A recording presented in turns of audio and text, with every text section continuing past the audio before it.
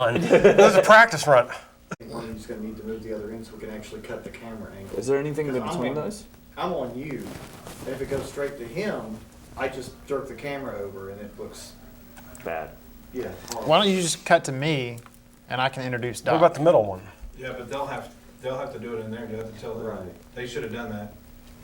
Well, I That's can the- hear you over the mics, but they're talking right now. And you could probably spread that out a little bit, put some fluff in there when your introduction of Well, I Doc think- and the yeah, as long as news, we're ready for it. Yeah. so that you can give him time to.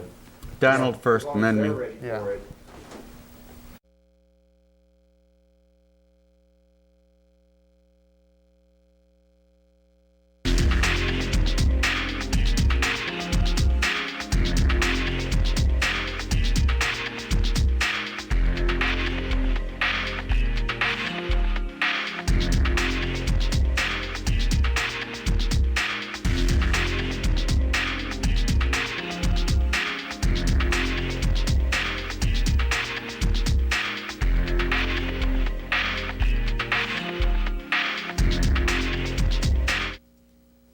Hello and welcome to Freethought NWA. This is going to be a show about rationality, skepticism, logic, and atheism.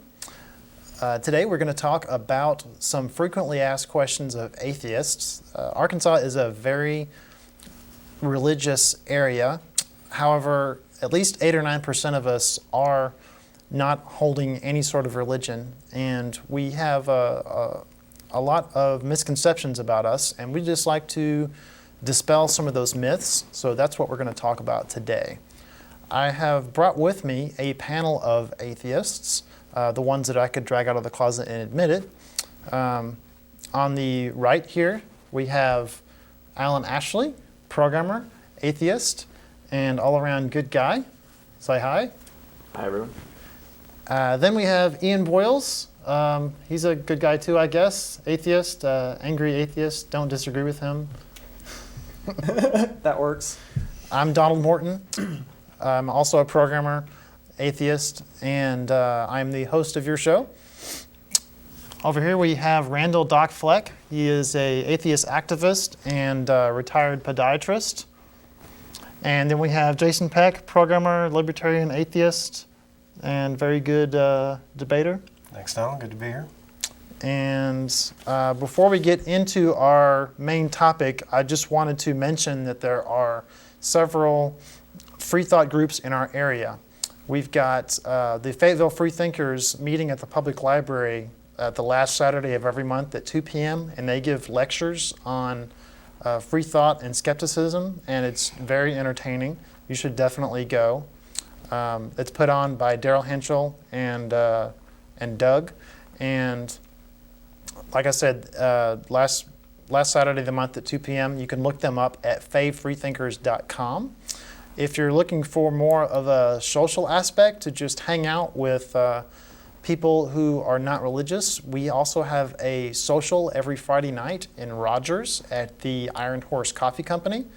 We hang out and talk about any subject, not necessarily just religion. We just relax in an environment where we know that the other person isn't going to have some weird irrational view that you can't argue with. So we start at 6, and at 8 o'clock the coffee shop closes, and we go around the corner to the bar, Club Frisco's, and it's a bar, but we don't all drink. There's couches, and it's just a good environment for us to have intelligent discussions. Okay, so on to our future topic, frequently asked questions of atheists. Most of us get these questions all the time, and I just wanted to pose them to the panel as if I didn't already know the answers, but I know most of you probably don't. Before we get into these, let's hit some definitions up. We are defining atheism as a lack of belief in a God. There's a big misconception that atheists actively deny the existence of a God. That is not necessarily the case. It is simply a rejection of the assertion that there is a God. Agnostic is not a middle ground between atheism and theism. Agnosticism addresses whether or not you can know something. So an agnostic would say, we don't know, or we can never know if God exists. So just because you don't know 100% that that a God could exist or not, that doesn't mean you can't believe one way or the other. Free thinker is someone who forms their opinions on the basis of science, logic, and reason. And they do not have their opinions influenced by authority, tradition, or dogma. Skepticism is the process of applying reason and critical thinking to determine the validity of a claim. Okay. So the first question that I wanted to ask you guys is, what kind of reaction do people usually have when you tell them that you're a non-believer? Alan? Well, most of the time it's kind of a revelation to them. They don't realize that people who don't believe in God exist, and it kind of takes them a step back, and then they kind of approach you different. They don't really talk to you quite the same. It's mostly just I'm just want to try to get out of this conversation because I don't really want to talk about religion. Because they assume that you're a bad person, probably. Right. I mean, some of them assume you're a bad person. Some of them just don't know. I mean, it's not everyone thinks that atheists are bad people. They just have never met one before. They don't know. I think it's kind of a situation where they're afraid to offend. There's a lot of things that they think may offend us, and one thing that doesn't offend us is open conversation. So. Yeah, I think. I forgot what I was going to say. So, is there anyone in your life that you guys have hidden your atheism from? Are you guys all like pretty much out, or is there like family and friends that you would like to hide? I guess it's kind of that'd be a bad idea now that you're on TV, but. Yeah, I'm really fortunate in that I was raised in a family that's very libertarian oriented and open-minded, and even though they're not all atheists, some of them are, they're agnostics, or they just don't care one way or another. We're able to have those open discussions, so I don't often run into a situation where I have to actively deny or hide or pretend to be something that I'm not. But I hear a lot that people, especially who are in business for themselves, or depend some way on the community involvement, are really afraid to say that because it could hurt their business, especially in an area like this.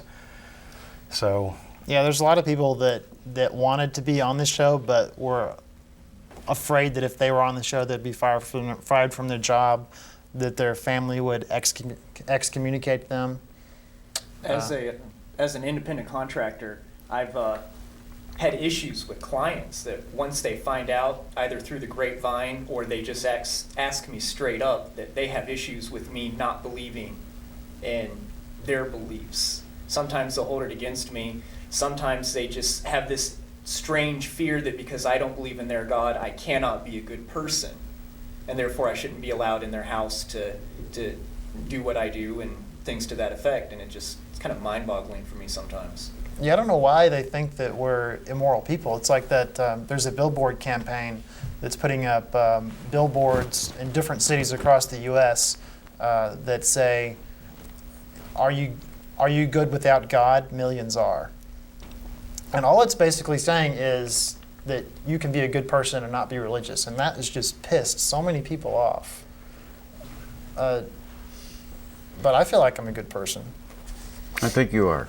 Thanks. Okay, another question I've gotten a lot. Don't you have an empty, meaningless life since you're an atheist? Do you feel like you have an empty, meaningless life, Jason? No, I don't. You don't have God.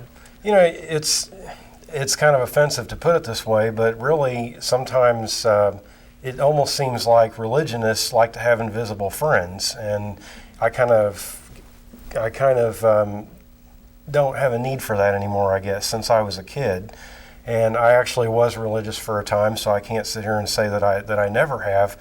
But I don't really feel the need to invent things or invent stories or believe in fantasies or fairy tales just to add some meaning to my life. And even if I did, I can't just believe something just because I want to.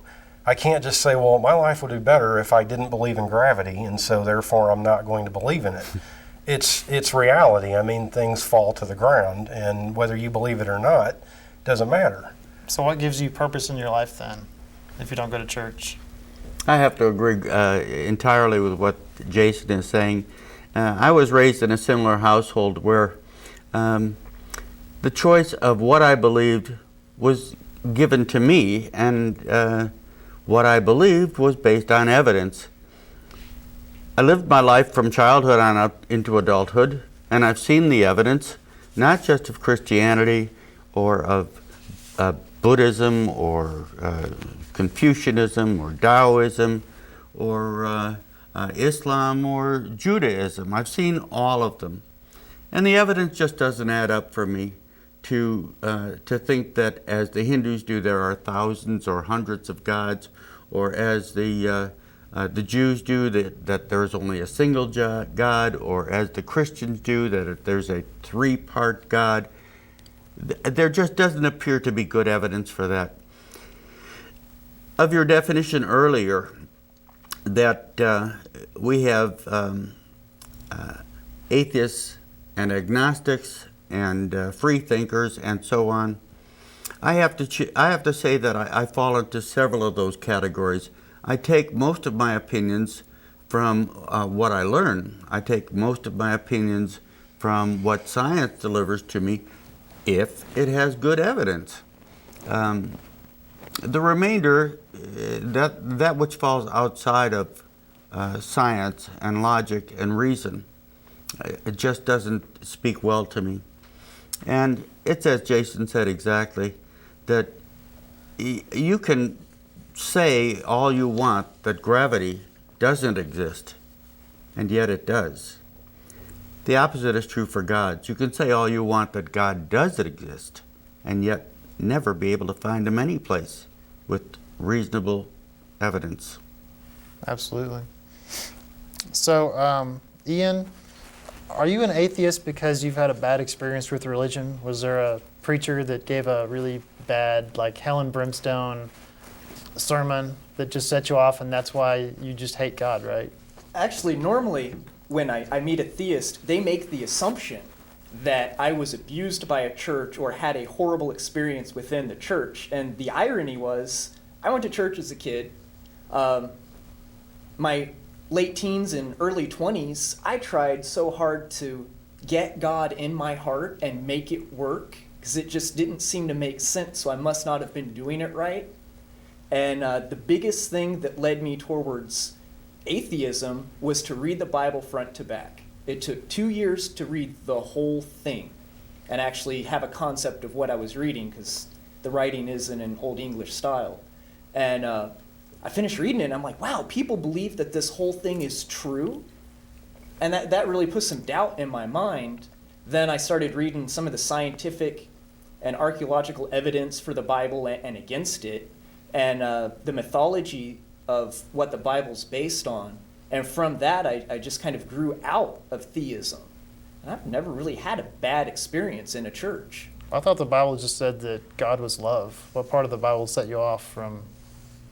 Specifically, God himself aborting all the unborn children, and how the First Testament views rape were the two things that just blatantly offended me, make me angry. Right. If you get raped, then you have to marry the person that raped you. Mm-hmm. That's one of them.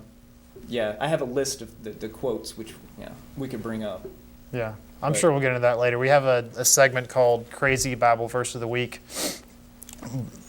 that we're going to use to get into that, because there's just so much of it that it's going to have to be broken up into different things. So, Doc? Yes. I'll throw the next one to you. What do you think happens when you die? Oh, gosh. I don't think anything happens when you die. As you die, you may go through some suffering. As you die, you lose consciousness. But once you're dead, I'd say you're pretty much dead. I have no recollection of being prior to being. Before I was born, I was nowhere. Before I was born, I have no memory. I had to become alive in order to have memory, in order to have consciousness. I figure that the same place I came from is the place that I'm going to go to, a place of no memory and no consciousness, of nothingness, oblivion. I also think that we during our life have pretty good evidence of that. I don't know about the rest of you, but sometimes I sleep so soundly that the world just goes away entirely for several hours at a time. I'd say that's probably pretty much like being dead. If you've ever had anesthesia, if you've ever had surgery, that thing happens to you in a profound way. You fall asleep gently, you wake up an hour or two later with no recollection that the world existed.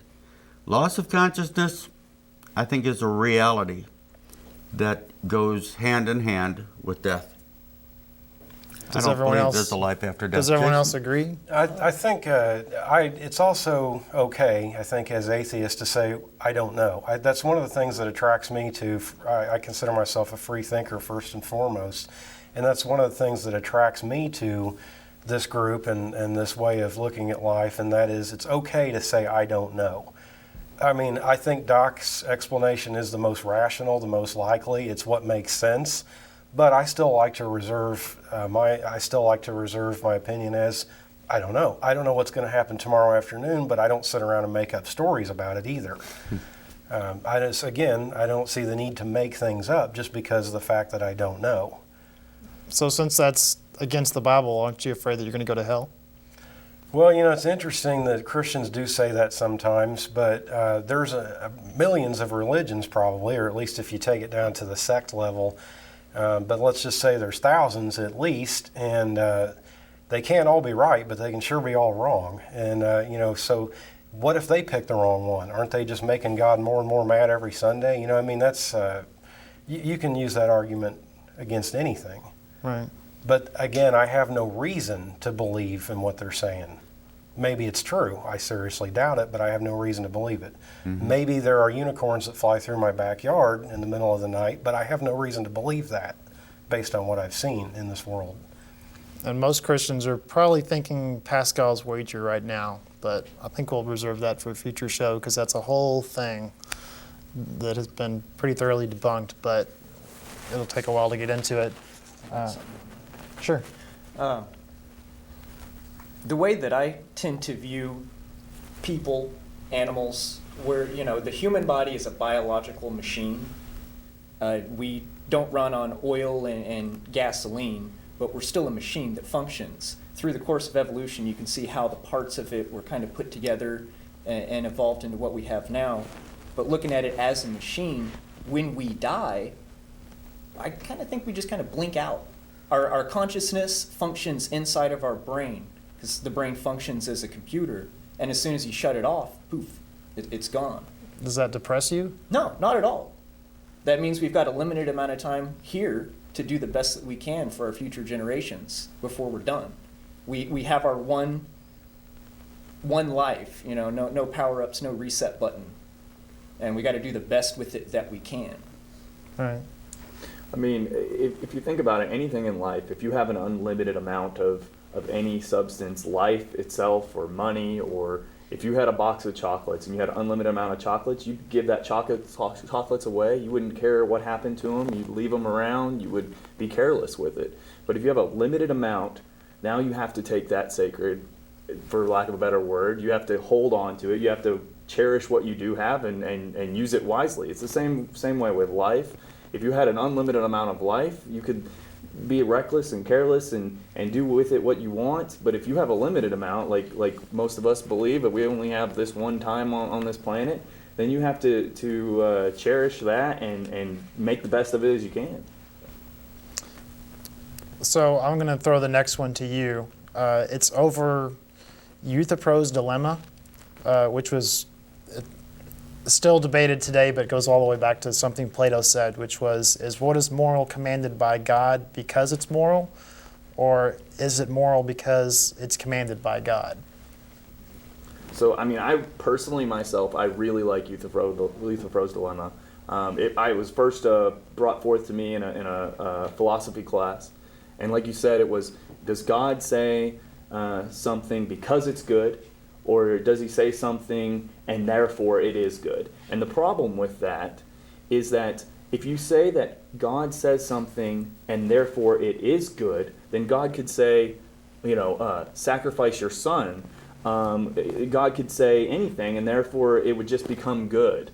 If you go the other route and you say God says something because it is good, then you are basically saying God is held to the standard of what is good.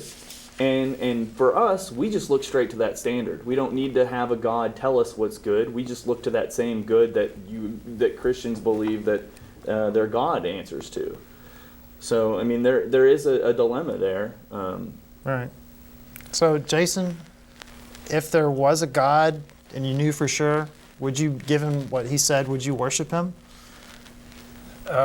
Well, you know, you can play what-if games, I guess, about anything forever and ever and ever. But I guess we as rational thinkers like to look at things and come up with reasons to believe or not believe rather than sit around and invent 10 million things that we could believe in and think, what if we don't? What's going to happen? So I don't really see where I don't spend a whole lot of time answering that question because I just don't, like Doc said, I don't see the evidence for it. And going back to Alan's point, I would actually like to see our viewers, I'd issue a challenge to our viewers to email us. What is your definition of good and bad and right and wrong? And where do you really believe it comes from? Because I have yet to meet anybody that can give me a universal, absolute definition of morality, good, bad, right, wrong. I don't think that it exists. So, and our email address is theshow@freethoughtnwa.com. Just to talk a little bit about what he was talking about. I mean, you ask, if there was a God, would you believe him? And that's the question, right? Which God, right? Is it the Christian God? I mean, there are so many out there. You could say the Christian God, but then again, even within Christian, that God's different. Even within the Christian religions, the Baptists and Catholics, it's different, even amongst themselves. So they couldn't even agree on what God is amongst themselves in order to present them to us, in order to believe in that. Well, there's been several studies recently that say that kids that go to college are statistically more likely to lose their religion because they get probably because they get educated about the scientific method and they become exposed to an actual diverse environment where there's other religions and they start realizing that it's not all just one thing. And the sad thing about that is that gets used as a weapon, that universities are a bad thing, that learning is a bad thing, that knowledge is a bad thing. And that's the tragedy of this whole thing, right, is that we're pushing knowledge aside to stick with our old tradition and our old beliefs. Right. Did you have something to say, Doc? Well, I would add to what Alan had just said, but I think that he concluded it perfectly. The damage today, and the reason I think that so many atheists are out there bringing up the fact that some of the attitudes around the nation and around the world have to change and move away from religion, is because religion has become a danger to man. It's become a danger politically, where countries are aligning themselves behind their gods and building armies and getting nuclear power and all that kind of thing. And that's very threatening and it's very, very dangerous.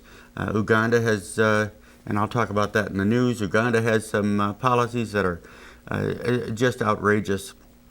In addition to that, what Alan had said about religion stepping in and saying, you can learn this, you can learn that, there are barriers, you cannot study this, you cannot study that because God wouldn't want you to, is a poor policy to follow.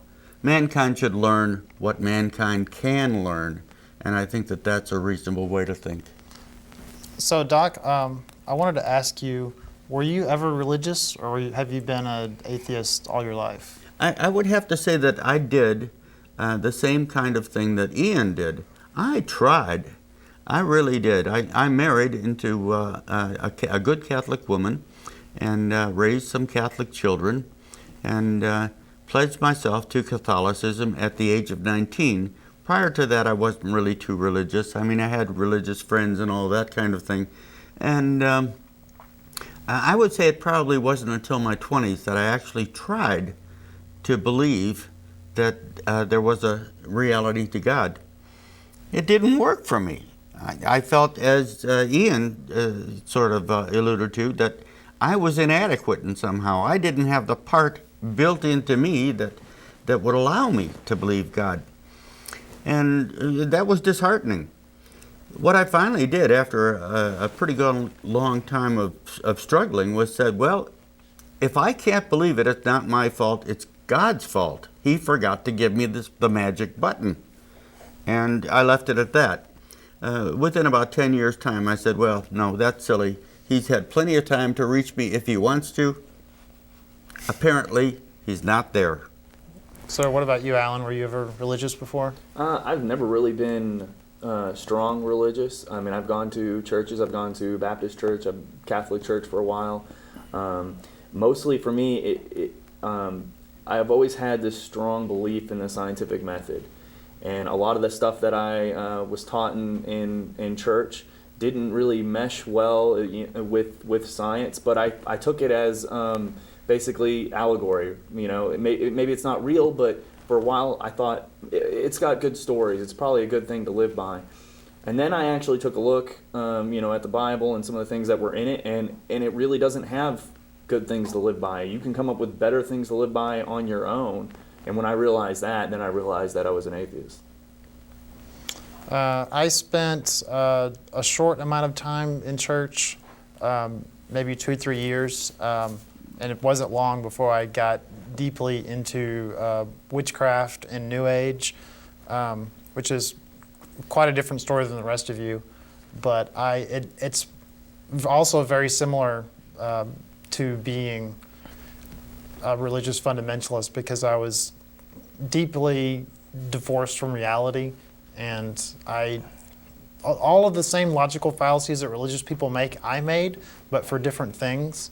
So now that I'm an atheist and I'm skeptical, I see it from a different side, which I'm sure we'll get into future shows. Go ahead.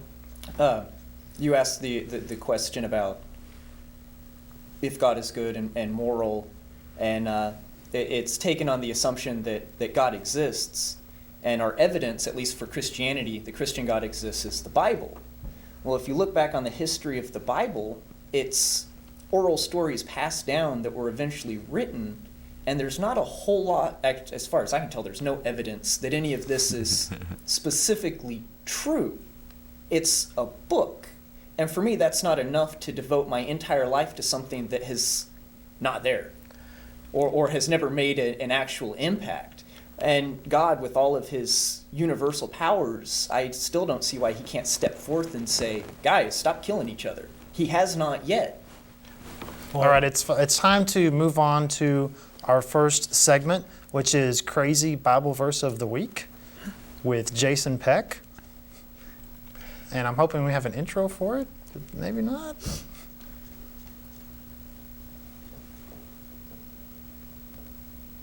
Can we take? Okay, go Jason. We often hear people say that morals come from the Bible, but isn't that really like saying words come from a dictionary? I'm going to make the case in today's segment that morals actually do not come from the Bible, and I'm going to use the story of Abraham and Isaac and God tempting Abraham to sacrifice his son Isaac to demonstrate this.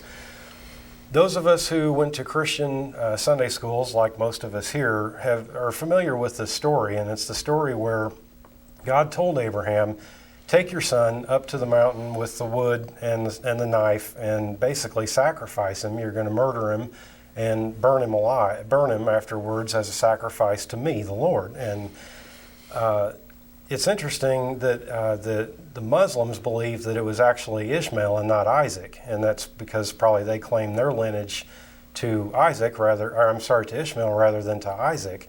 But they believe that it was Ishmael. It really doesn't matter. I'm not entirely convinced that the story is even really happened.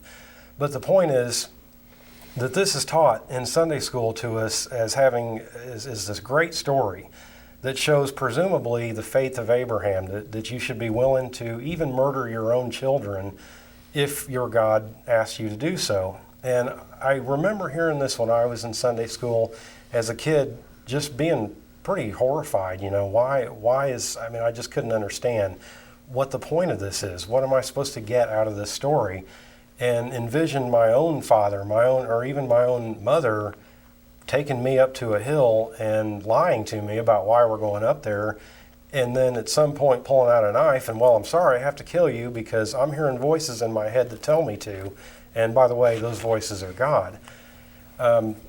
Christian apologists, of course, will defend this by saying that it's not a story to be taken literally. It's an allegory. It's it's just something that we should interpret as that really shows what his faith is. But I think that line of defense actually proves my point, which is we're interpreting the Bible and the stories of the Bible, the ones that we choose to take and the ones that we choose to leave, based on our template of morality, which in this case is murdering your own kids is wrong.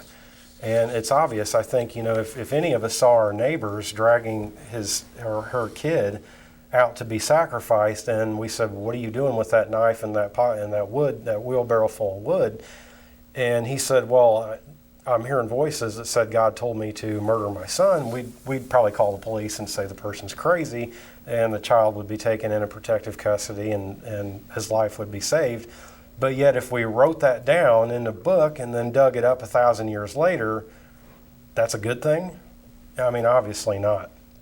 So I think another case where we see that the morals, our moral template is imposed on the Bible rather than vice versa, is with the issue of slavery. And we could do a whole nother segment on that, but I know that in our own American Civil War, both sides claimed God was on their side, as is common in most wars, God's on my side. The concept of and the practice of slavery is biblically sound, New and Old Testament both.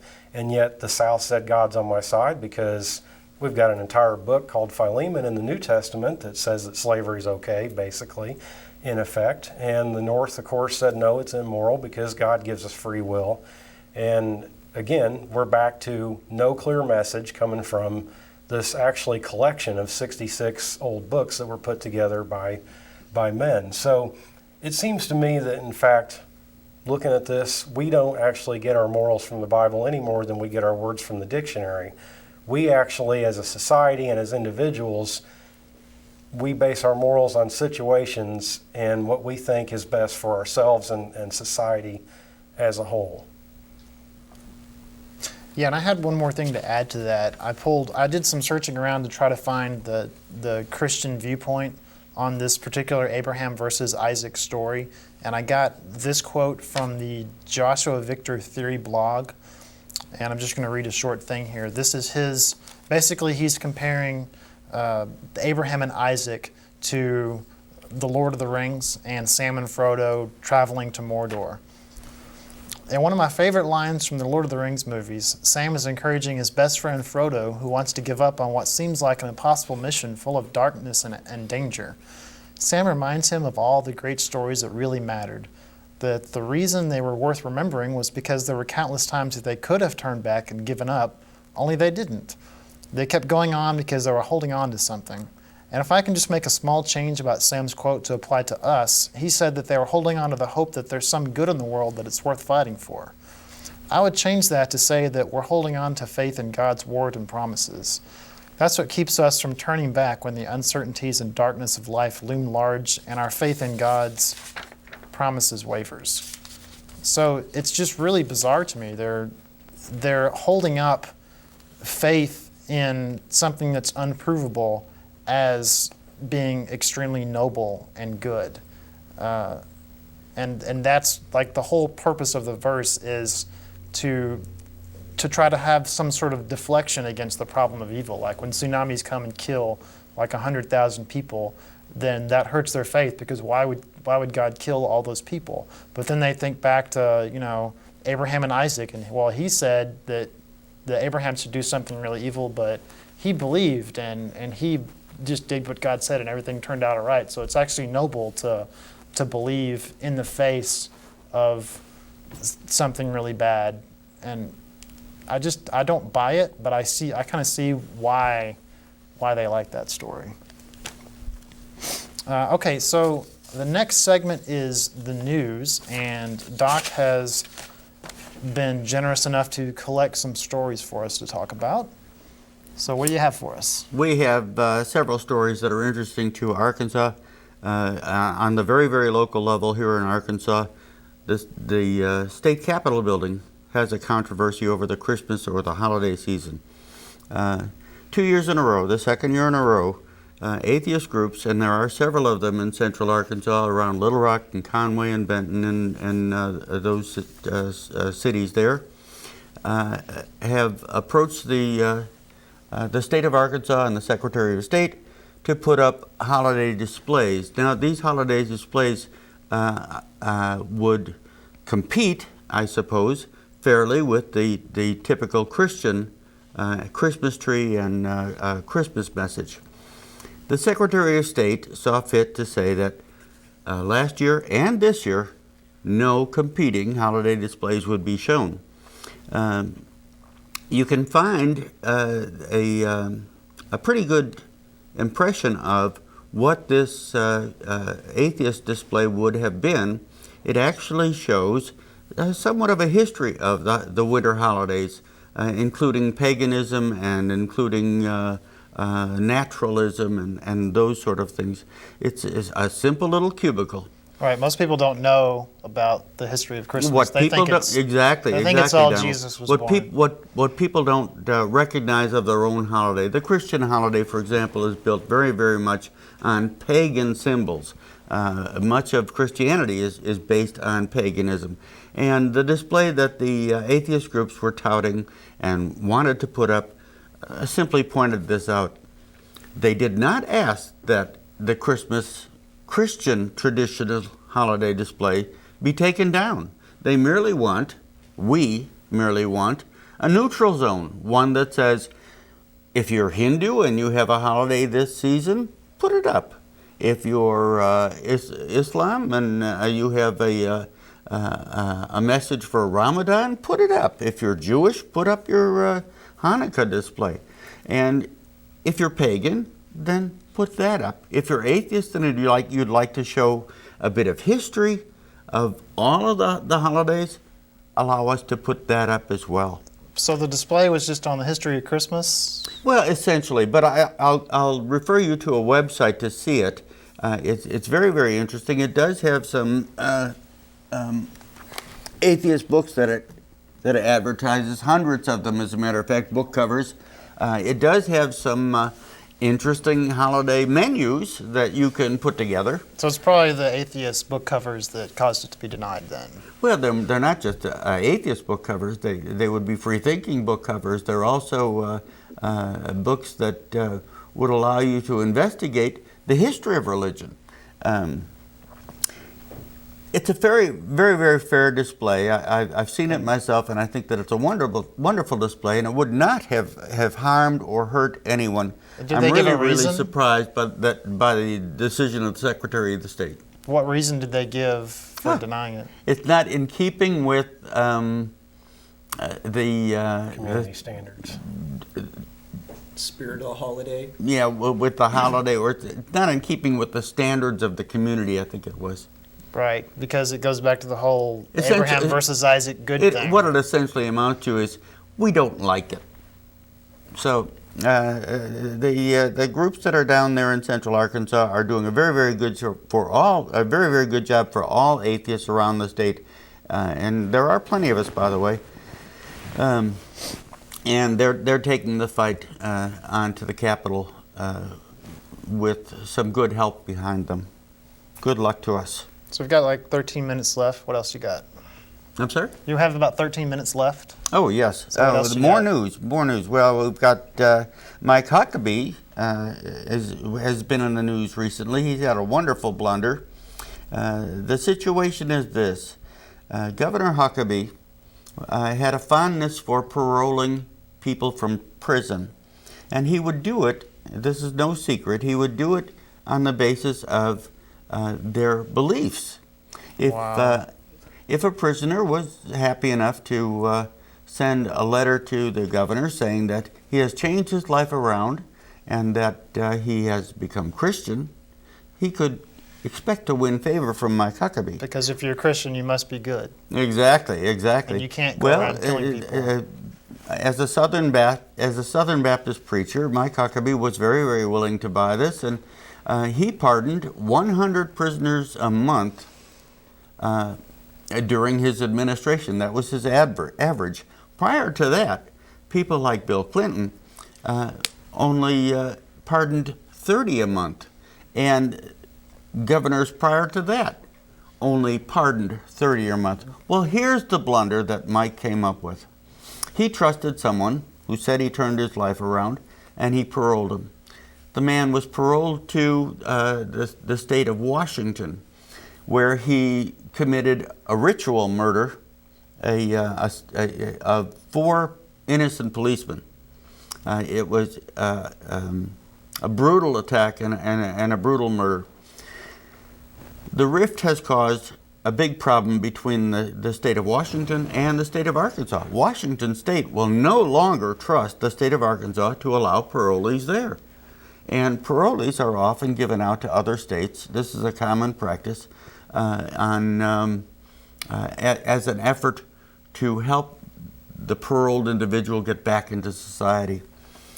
Washington state will no longer work with us because of Governor Huckabee's policy and by his big blunder. So has he specifically said that he pardons people when they convert, or is that just an assumption that you're making? Well, I don't know if Governor Huckabee admits to making his decision based on religion. I can't say that for sure. I've never found it in research that I've done, but my research on this has only been that of picking over the news and finding the stories and following them simply because they're interesting. Okay. You can find a good story on the Mike Huckabee mistake in hometowninnapolis.com news, and so he could have made a read it rational. there. He could have made a rational assessment of the guy's character. And Oh decided. yes, it was, and that's precisely what other people have done prior to Governor Huckabee.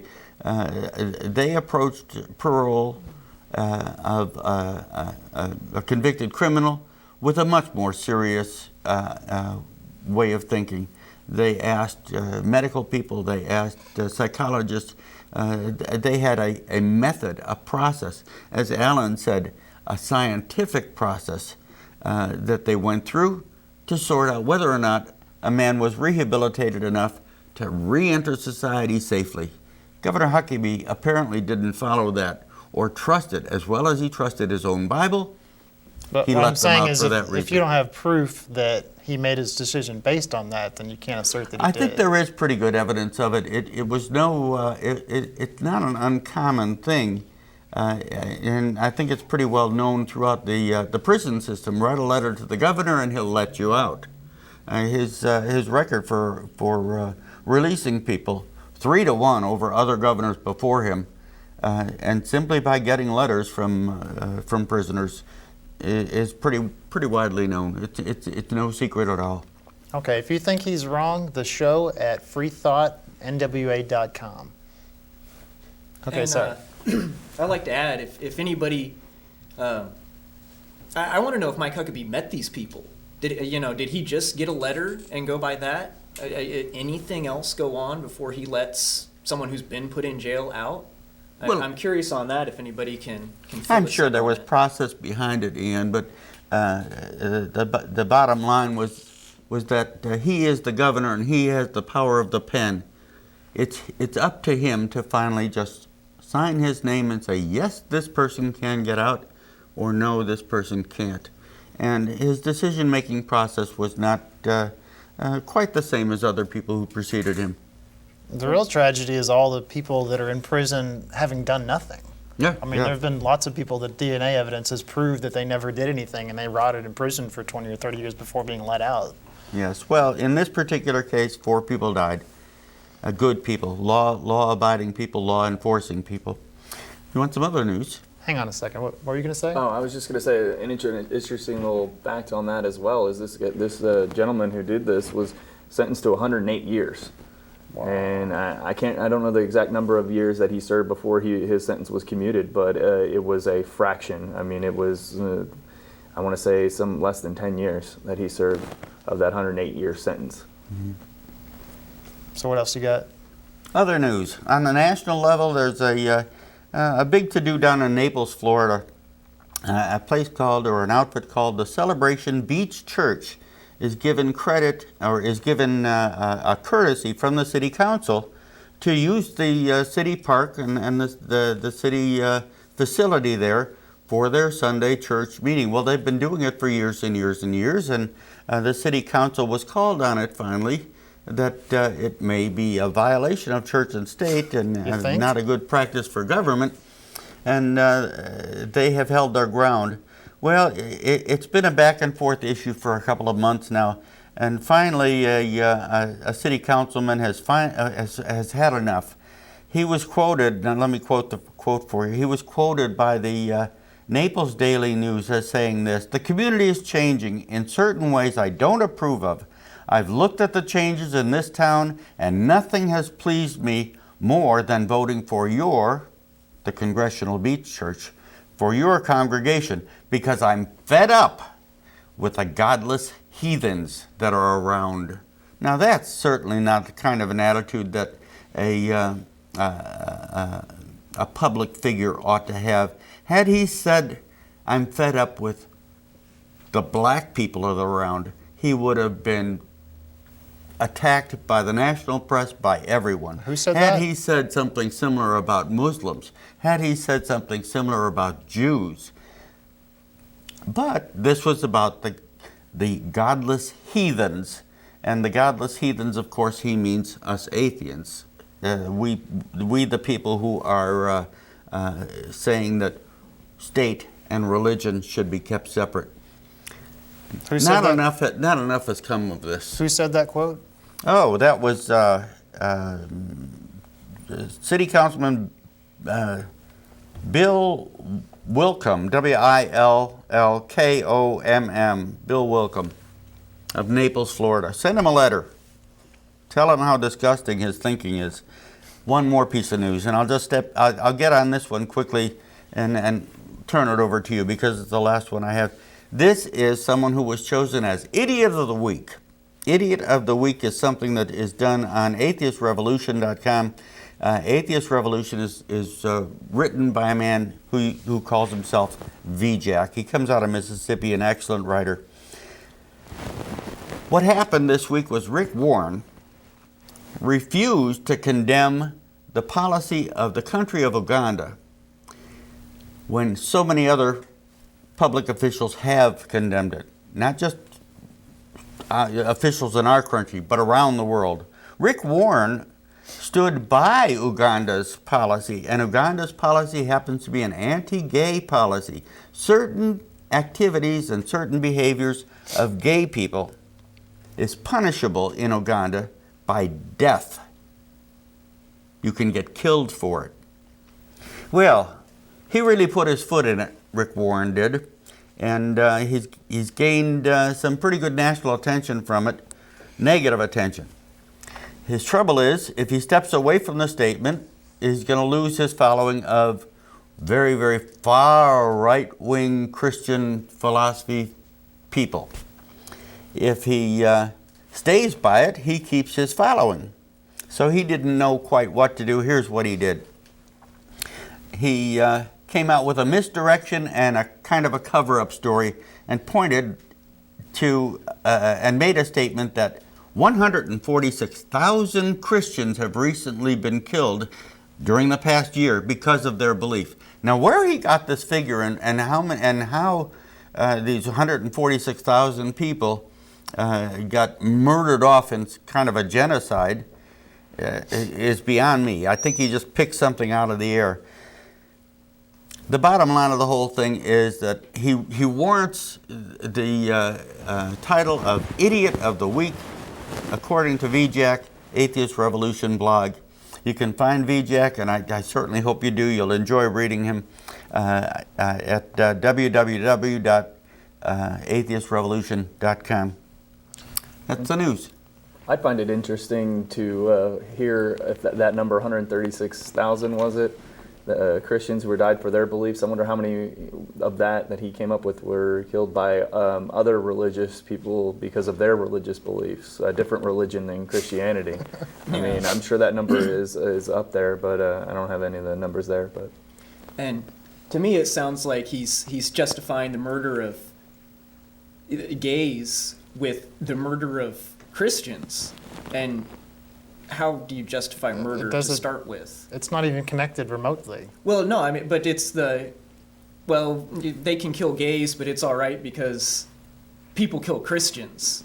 And I still can't figure out how anybody, specifically somebody who believes in the love of the Bible and God, could justify the murder of anyone else. That just seems wrong to me.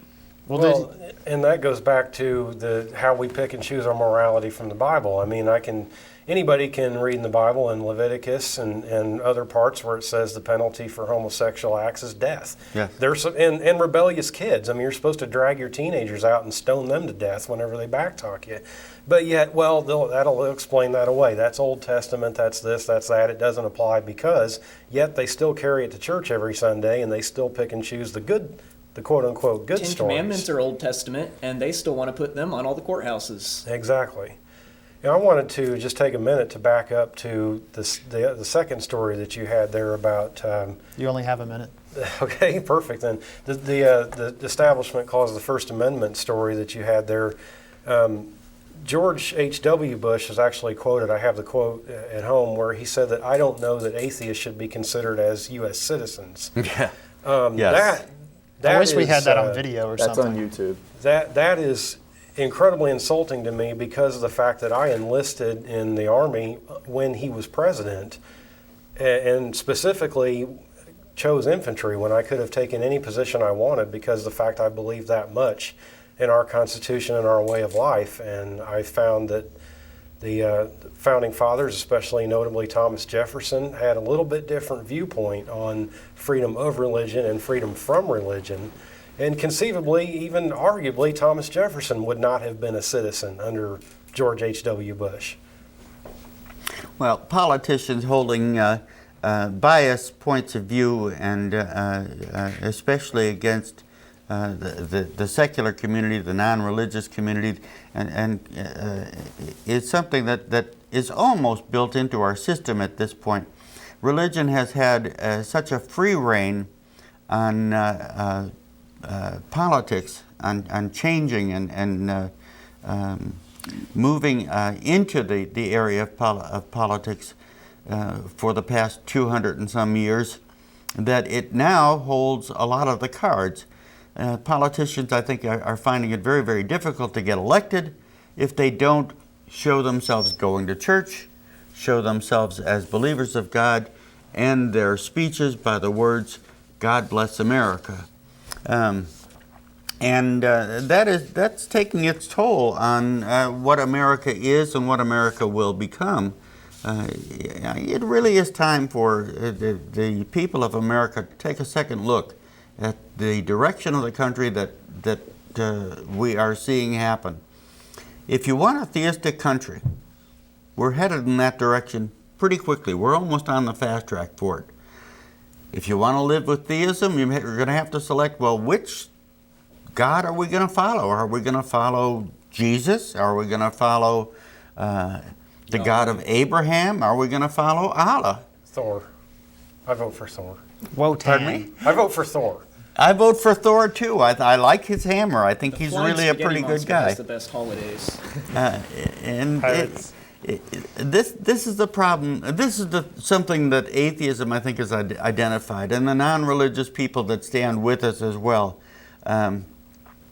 That our government was written to have separation of church and state. The very, very first item in the Bill of Rights is on separation of church and state. It says, Congress shall make no law establishing religion, nor should it make law that interferes with the free practice thereof. If you understand what those words are saying, it says that the government will not say there is any official religion. The government is neutral on religion. If you understand what the second portion of it says, it means anyone who has a belief, anyone who has a religion, has the right to practice his religion and to believe that. That's wonderful. That's the way our country should be. We have to keep the government neutral, in order to preserve the right of religion for people. And if your religion happens to be Hinduism, if your religion happens to be one of the Eastern religions, if it happens to be the Christian religion, that is the place where you belong. Allowing this country to go theist would be a terrible, terrible mistake. Imagine the Pope dictating to all of us. Whoa. I mean, I agree with Doc. I'm a big believer in that the separation of church and state is as important to secularists like us as it is to the religion themselves. I mean, that's the last thing I think people, if they really think about it, that they want is the government to be in control of the church in addition to their lives on that level. So I mean, it is important for the for the churches as well as for us. Yeah. What about people who say America's a Christian nation? Hold on just a second. That's a whole different If, show. if we look in the actual Constitution, not counting the First Amendment, it states specifically, and we have to keep in mind that a whole bunch of really smart people spent a whole lot of time being very specific about how this was written. And it states there will be no requirement to demonstrate religion or religious beliefs to run for an office. Now, if they intended for us to be a Christian or a Buddhist or a Muslim nation, would they not have required, someone running for office to establish their beliefs in Christianity? If we were intended as a Christian nation? Unfortunately, if no one will vote for someone unless they're Christian, then it's pretty much the same effect. Allow me to add something into the news. This is not new news. This is old news. As a matter of fact, it's about 60 years old. The federal government passed made a decision that you cannot have a religious test upon an individual or limit a person based on his beliefs to holding public office. The state of Arkansas has a constitution that still says if you're an atheist, you cannot hold public office. That's wrong. 60 years worth of wrong, and it needs to be changed. All right, well, I think that's going to wrap up our show.